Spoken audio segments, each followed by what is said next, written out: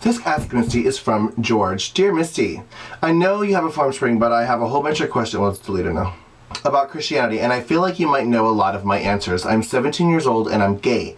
I came out to my mother when I was 14. I know I was way too young to come out back then, but I thought I was full grown. Laugh out loud. Honey, we all thought we were full grown. It doesn't matter. Even now I look back and I'm like, oh, I have so much to learn. And I'm not 17. I really want to become a Christian now, and I think about it every day. It's something I really want to do and to become. I love hearing stories about the Bible. And I think of the Bible as guidelines to become the best person you can be. But here's where all my questions come from. Again, I'm only 17, but once I get older, can I go out for drinks, or is that a sin? Well, in the Bible, Jesus drank wine. Jesus made wine. People broke bread and drank wine. No, drinking is not a sin. Of course you can go out and have drinks.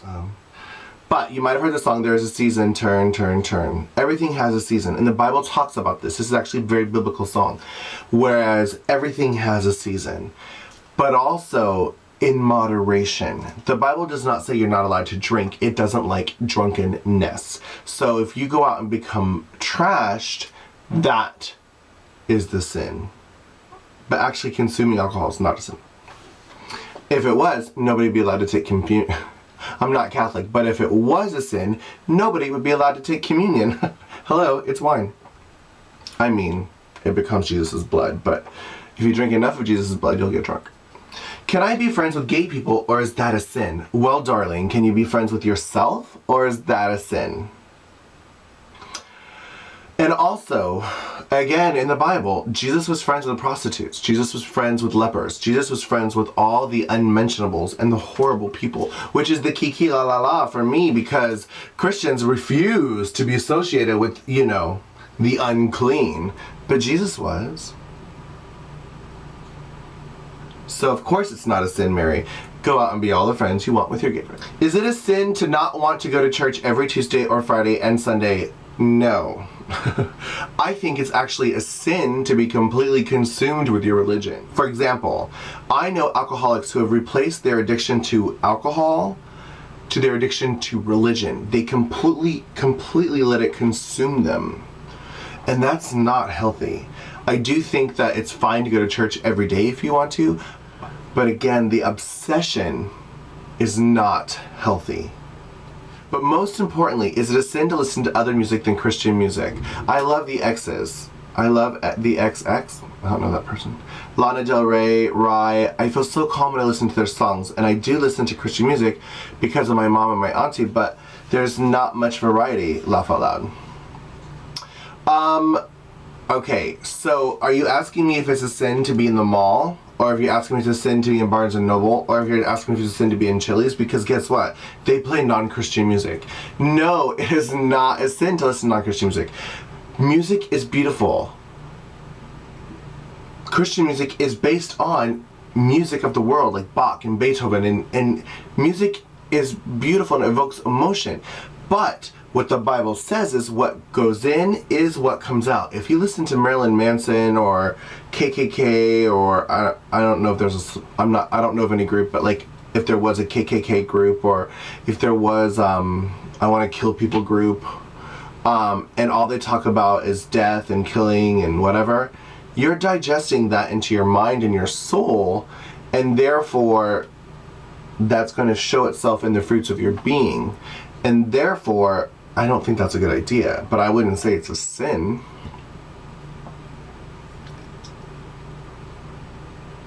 I know you disagree with a few Christians' ideas, but it's something I feel like doing, and it doesn't even mean that I'm not straight or hate gay people. I'm just really confused. Please help. Alright, so, George, let me remind you that we are all sinners. That means we are all sinners. Even Christians. But the funny thing about Christians is they like to point out other people's flaws. Meaning, oh, look at him. You know, he's a sinner. He did this, this, this. Or, oh my gosh, you know, she's going to hell because she got pregnant by a black man and she's not married. Or, oh my gosh. And if they get really clever about it. In my church, they would be like, we need to pray for her. You know, she was just caught on the stripper pole. I know she got 3 kids to pay for, but that's a sin. and they go around gossiping about everyone, but they don't realize that they're the sinners. Like recently, somebody, Fantasia, the one that doesn't know how to read, that graduated, American Idol winner, they put a big Twitter, I'll see if I can find it and put it in the video. I guess she tweeted or whatever that being gay is a sin, and my friend posted on his Facebook, I'm like, what about having children out of wedlock? What about having 2 kids out of wedlock from 2 different men? What about, and he like listed all her sins. And I'm like, honey, don't you remember? Christians point out other people's sins so that nobody thinks they're sinners. But by the way, just because I call you fat, it doesn't make me automatically skinny. It doesn't mean I'm automatically going straight to heaven. And by the way, the only laws that I know of that God really repeated and repeated and repeated and repeated in the Bible is do not judge others. How are you going to look at me and tell me I'm a sinner unless you're judging me? Check yourself, Mary. Check, baby, 1, 2. Check yourself before you wreck yourself, Miss Thing, because that's not cute. But going into all your sin worries, just remember we are all sinners. All of us. Breathing makes us a sinner. Walking makes us a sinner. Being alive means that we are sinners. There's no sin that's greater than the other. That being said, the fat bitch at the church who has a severe gluttonous problem is a sinner just like you are a sinner. God doesn't look at your sin differently than hers. I'm not telling you having gay sex is not a sin. I'm not telling you having straight sex is not a sin. But what I do know, George, is that God created us in His image, and God gave you the desires of your heart. And they've also proven homosexuality to be genetic. So if they're trying to either abort babies with the gay gene, or trying to fix or change or delete or take out the gay gene, how are you telling me that if it's genetic, I should just stop? It's like having blue eyes. Oh, I should go dye them brown? No, I guess I could wear contacts every day and try to hide my blue eyes, but God made my blue eyes. Why would I hide them? The thing I have noticed about Christians, they feed on 2 things. The first thing is they like uniformity. They don't like people to be different. If you look and or act different, you're going to be shunned or scorned. But if you start to conform, think of like the Stepford Wives. We all cook our eggs with Teflon pans. We all do it. Well, if you want a cast iron skillet, people are going to look at you weird. Because in this church, we don't use cast iron skillets. So guess what? You're going to be ostracized. And if for something stupid. So that's the first thing. Beware, they want everyone to be alike. And the second thing is, Christians feed on fear. If you pay attention to a church service, you're going to realize it's like a Disney movie. A Disney movie has a plot, meaning it starts off this, there's a tragedy, there's a climax, there's a resolution, there's an end. A church service is the same way. They actually teach you this in college. You know, you have the emotional roller coaster. They need the, you know, for example, you'll notice that everyone's really feeling blessed and loved right before they give a tithe offering. Then they're going to build it up for the altar call, and they're going to build it up. And they feed on this energy, but they also feed on fear. Fear of hell, you're going to be cast out, you're going to be, but they also feed on being different and the ostracization and being ostracized from the community because people look at them different. But Mary, again, we are all sinners. Also, something I just saw recently, I don't remember. It was this lady that was a big church person, anti-gay, anti-gay, anti-gay, anti-gay. But on her computer at home, she had tons of child porn. Obviously not gay, but child porn. So, being gay is a sin, but being a pedophile isn't? And that's just weird. And lastly, in your church and in your circles and in your community, also beware of thou doth protest too much. Growing up, one of my youth group leaders preached all the time about anti-homosexuality. But guess what? He would go on youth groups and youth trips and have a little spend the nights over with boys. So yeah, but the second an adult was around, he preached so much about anti-gay this, that, hopefully so that he would trick them into not thinking he was gay, but he wanted to spend quality time alone with boys in hotel rooms with one bed. So,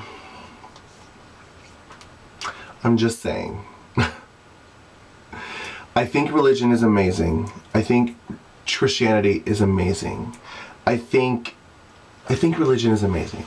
And if you ask me my personal thoughts, I think that there is one world religion for our universe and our world. I don't think that there's many gods. I don't think that there's a Buddha and there's, you know, I don't think that there's many gods. I think that there's one God, and I don't think that any of us have truly figured it out. We've taken our own interpretations. The Christians have their view, the Buddhists have their view, the Mormons have their view, but there's no way that everyone can be right. So in theory, I think that everyone's a little bit wrong, but at the same time, we're all a little bit right, because we all have the golden rule and do unto others and judge not and things like that. So maybe I think the Christians are a little more right than anyone else. But again, I'm looking through my telescope. I might look through someone else's eyes and see, oh wow, yeah. But I do know for a fact that whatever you believe in, you need something to believe in. Spirituality is very important to human nature and your growth as a person. If you're really drawn to Christianity, do it. But beware, again, people are very afraid, Christians are very afraid of people that are different. You need to find a church that is open and affirming. So find a church in your community that's not going to try and disgrace you. For example, the last thing you want is a church that's going to welcome you all sweet and nice and then try to expect you to conform. And I don't know this girl personally, but I've heard this story from many people, and I kind of believe it's true. It could be an urban legend, but there's a church here in Fort Lauderdale called Calvary Chapel. It's big on TV, and it's real big on judgment and, you know, conformity. And a transgendered woman went there out of, you know, needing spirituality, or, you know, most people find God when they're going through something major, like cancer or something. Or they're dead broke and they don't have anyone to turn to, so they turn to the church. And I don't remember the details of why she went to the church, but she went to the church, and I think it was because she lost her job and lost her partner and was alone and desolate. And the church welcomed her very, very open arms, like giving her love and making her feel all the things that she needed. I think this is in the newspaper. I'm now thinking I read it in the newspaper. Anyways, about how much she needed. They fed on her desire they fed on her human desire for the need of affection, and they showered her with love and affection. It was like, oh, well, you know, you're a sinner and you can't have those breasts. And, you know, long story short, after Bible studies and counseling, God never told her this, but she never felt called from God to do this, but the church kept telling her she needed to do it.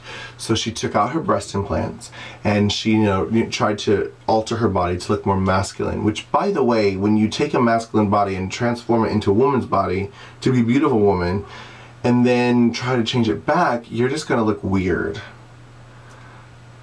And long story short, they had a benefit for her and raised up all this money to remove her breasts, and the second she became a man again, they kicked her to the curb and was like, okay, our project's done. Bye! But guess what? She still needed friends, and she still needed love, and she still needed guidance, and they were like, peace. They just wanted her to turn back into a man. Well, now there's a girl that's a man, but is a girl, or was a girl, and is now back to being a man, but still is and left her abandoned.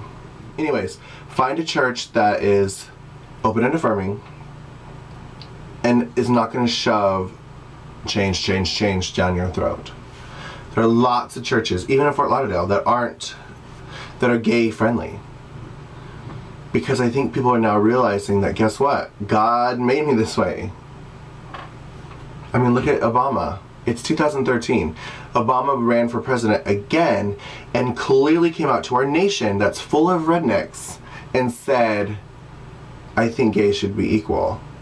And who won? Not the Christians. Because a lot of Christians now believe, and I've said this before, or gay is the new black. For example, the Bible talks about slavery many times. And for example, the Bible talks about slavery many times. So during the slavery, the Southern churches, preachers were up there on the pulpits preaching pro-slavery. The Bible says, own a slave, blah, blah, blah, blah. Well, yeah, the Bible does say that. And the Bible does say it in one verse. And the Christians are like, oh, well, that's a sin. But look at all the other sins. You know, it's so easy to pick and choose what you want, or what you feel, or what you think the Bible says. Listen to your heart. Not what the preacher told you. Read the Bible verse for yourself. And that's one thing I learned at Oral Roberts University, a Christian school, and even church camp. You know, you can't listen to what the preacher says in the pulpit. Meaning, he can't say, this is red. Well, that's a painting. This is red. Go to that Bible verse and read it for yourself. Is that red? And what is the verse and the chapter and the book in front of it, what is it talking about? What time, what place, what location, what context? Okay, that is red.